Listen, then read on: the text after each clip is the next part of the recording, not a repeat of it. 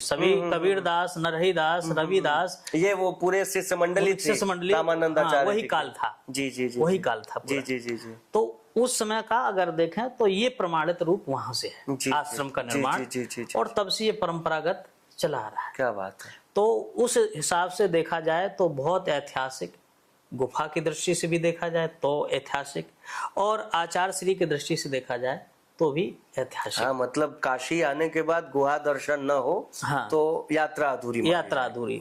और जैसा कि आपने सुना है कि औरंगजेब ने जहाँ जहाँ जो प्राचीन जगह थी वहां पर छेड़छाड़ की जी। जैसे कि धरहरा में उसने जो है प्राचीन था जगह, उसको छेड़छाड़ किया। यहाँ पर आप देख रहे हैं बगल में कब्रिस्तान बना दिया, क्योंकि ये भी एक प्राचीन उस समय का माना जाना आश्रम था। तो विश्वनाथ जी में छेड़छाड़, जो प्राचीन काशी में थी, जो उस समय विकसित थे, जो चर्चा में आश्रम थे, वहां उसने कृतवासेश्वर उस समय, क्योंकि स्कंद पुराण में शिव महापुराण में कृतवासेश्वर की कथा है। अच्छा। हाँ, वो हाथी के खाल से जो है पूरा राक्षस था, वो हाथी बन गया था, उसको मारा भगवान ने, तो उसी को लेकर के कृतवासेश्वर महादेव वहां पर विराजमान है। तो ऐसी स्थिति में आदि विश्वेश्वर हैं, ये सब इस शिव पुराण में उनका वर्णन है। तो इस आश्रम की इसलिए विशेषता है कि ये जो है प्राचीन है, अति प्राचीन। क्या बात, बहुत बढ़िया।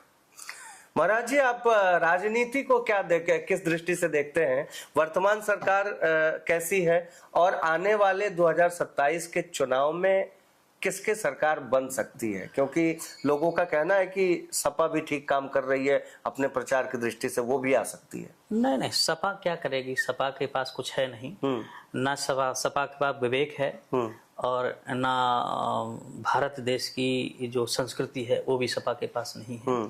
सपा के पास उजड़ लोग हैं, ज्ञानहीन लोग हैं। सपा के पास लोग अच्छे नहीं हैं। जो एक धर्म का अपमान करे और दूसरे धर्म के बारे में हिम्मत ना पड़े बोलने, ठीक बात है, उसका अस्तित्व बहुत अच्छा नहीं माना जाएगा। सपा के सचिव रामचरितमानस जैसे महान ग्रंथ को जलाने की बात करते हैं। खुद अखिलेश यादव कितने बार सनातन धर्म को गलत कह चुके जी। उनके कितने कार्यकर्ता बर हमेशा बोलते रहते हैं सनातन धर्म के विपरीत जहर उगलते रहते हैं। यही नहीं, उनके पिताजी कार से गोहों पर लाठियां गोलियां चलाई। खुद अखिलेश यादव ने हमारे ऊपर और अमुक्तेश्वरानंद के ऊपर लाठियां बरसाई 2015 में जी। तो जो सनातन विरोधी व्यक्ति है वो सनातन राष्ट्र में सत्ता पाना उसके लिए ठीक नहीं है। पाता भी है तो ये देश के लिए ठीक नहीं है। ठीक बात। प्रदेश के लिए ठीक नहीं है। जिस प्रदेश में अराजकता इतनी फैली थी कि भूमाफियाओं की बढ़ती हुई, आतंकवादियों जैसे लोग यहाँ पर रहते थे, बड़े बड़े जो मारे गए हैं, मैं किसी अपराधी का नाम नहीं लेना चाहता हूँ उनसे, ये योगी जी की देन है जी। और आज योगी, देखो अगर हम कहें कि योगी जी में गलतियां, लोग गलतियां निकाल रहे हैं, तो गलतियां किसमें नहीं होती, सब में कोई ना कोई दोष रहा, एक विधाता निर्दोष रहा।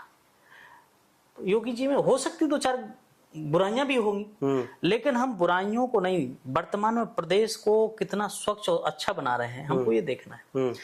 हम ये भी नहीं कह सकते कि बीजेपी में सब बहुत अच्छे ही लोग हैं। ठीक बात है, इसमें भी होंगे दो चार लोग, लेकिन मुखिया अगर सही है, मुखिया मुखसो चाहिए खान पान को एक, पाले पोसे सकल तुलसी सहित विवेक। क्या बात। तो वर्तमान में मुख्यमंत्री योगी आदित्यनाथ जी हैं, और योगी है, उसको कोई लेने देने की जरूरत नहीं है, भगवान कृपा से न किसी चीज की कमी है जी। तो मुझे लगता है कि जिस प्रकार से वर्तमान में सरकार चल रही है, आपने रोडों की स्थिति देखी, जाल बिछ गया, पूरे प्रदेश में नहीं पूरे भारत में। प्रदेश की स्थिति भी आप देख रहे हो, सबसे अच्छा हाईवे वाला प्रदेश बन गया।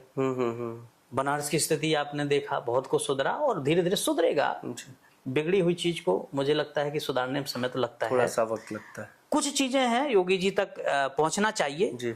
आम जनमानस की चीजों को, उनको भी अगर सुधार दें तो मुझे लगता और अच्छा हो सकता। जैसे महाराज जी, जैसे कि व्यक्तिगत रूप से ना करके सबसे भी राय लेना चाहिए, सबसे मिलना चाहिए, लोगों का अलग अलग मीटिंग होना चाहिए। मुख्यमंत्री योगी आदित्यनाथ जी लगभग महीना में 2-3 बार आ जाते हैं।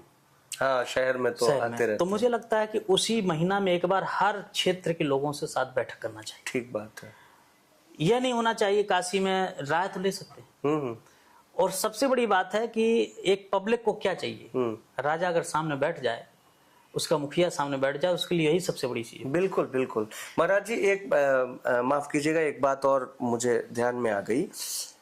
अभी बहुत सारे लोग आरोप लगा रहे हैं कि योगी जी जातिवाद कर रहे हैं, योगी जी ब्राह्मणों के दुश्मन हो गए। आपको क्या लगता है इसमें कोई सच्चाई? गलत बात है, ये सब चीजें नहीं। देखिए, अपराधी ब्राह्मण हो और चाहे वो कोई जात का हो, उसको खत्म करना चाहिए जी। भगवान कृष्ण ने कहा, जिस समय उसने 5 पांडवों के पुत्रों को अश्वत्थामा ने मार दिया, तो पकड़ करके लाए और द्रौपदी ने कहा, पंचाली ने कहा कि क्षमा कर दो इसको, छोड़ दो, मार दो, मतलब ये ब्राह्मण है और साथ साथ गुरुपुत्र है जी, नहीं मारना चाहिए। तो समस्या धर्म संकट, इधर अर्जुन कह रहे हम तो छोड़ेंगे नहीं जी। कृष्ण भगवान से पूछा आपके विचार से क्या करना चाहिए, मार देना चाहिए? भगवान कृष्ण ने कहा कि ब्राह्मण को नहीं मारना चाहिए जी। लेकिन तो बोले क्या छोड़ दें? बोले आता ताई कोई भी हो, छोड़ना नहीं चाहिए। अच्छा, दोनों तरफ से? दोनों तरफ से। तो मुझे लगता है कि आता ताई जैसे जाय कुदिष्ट बिलोक जोई, ताय बधे कछु पाप न होई। अभी एक जज ने इस पर निर्णय सुनाया कहीं कि मैं न्यूज पढ़ रहा था कि कोई छोटी सी बच्ची को छेड़छाड़ किया रहा, उसको सजा दे दी। लोगों ने पूछा कि महाराज आप जज साहब सजा दे दी? बोले मानस कहती है कि अनुज बधु भकनी सुत नारी, सुनो सट कन्या समय चारी, इन्हें कुदिष्ट बिलोक जोई, ताय बधे कछु पाप। वाह। तो ये कन्या समान है, इनको वध करने में कोई बुराई नहीं जी। तो मुझे लगता है कि अगर ब्राह्मण अपराधी है, रावण अपराधी था तो राम जी ने नहीं मारा क्या? बिल्कुल मारा। अब कहो ब्राह्मण है भैया छोड़ दो, कैसे हो सकता है ना? अपराधी है तो मारा जाएगा। तो भगवान राम ने भी ब्राह्मण को मारा। तो अब जो अपराधी ब्राह्मण है और उसको अगर मार के कहो कि ब्राह्मण विरोधी है, ये उचित नहीं है। ठीक बात है। वो संत है और संत की दृष्टि में जाति भेद नहीं होता है। अच्छा, होता क्या कि जब व्यक्ति जिस क्षेत्र का होता है ना, तो लोगों को लगने लगता है जी यार ये तो क्षत्रिय है इसलिए क्षत्रियों का वो कर रहे हैं। अभी यही अगर दूसरी जाति के होते ना तो नहीं लगता, फिर उनकी जाति को लेकर लगता है कि ऐसा हो रहा है। तो मुझे लगता है कि ये सोच भी थोड़ी होती है लोगों की, और कहीं अगर थोड़ा भी एक आध बार ऐसी घटना घट गई तो लोग सीधा वहीं से घटा देते हैं जी, जोड़ना शुरू कर देते हैं। तो ऐसी स्थिति में 2027 में भी हमारे मुख्यमंत्री योगी नाथ जी आएंगे, इसमें कोनो दो राय नहीं। अभी दूर दूर तक कोई नहीं है। क्या बात है। दूर दूर तक न सपा न बसपा न कांग्रेस, और जिन्होंने देश को खत्म किया है, और मैं चाहता भी नहीं कि लोग दोबारा आए। महाराज जी बहुत अच्छा लगा आपसे बात करके। तो मैं चाहता हूँ अब जगत गुरु का जगत के कल्याण के लिए कुछ आशीर्वचन मिल जाए, फिर ये बात समाप्त। मैं तो यही कहूंगा कि भगवान सबको बुद्धि दे और यश दे, कीर्ति दे, जीवन शांति पूर्वक जिया जाए, क्योंकि जीवन में कलह बहुत है और हर प्रकार से छोटी मोटी चीजों को लेकर के लोग टेंशन में हैं।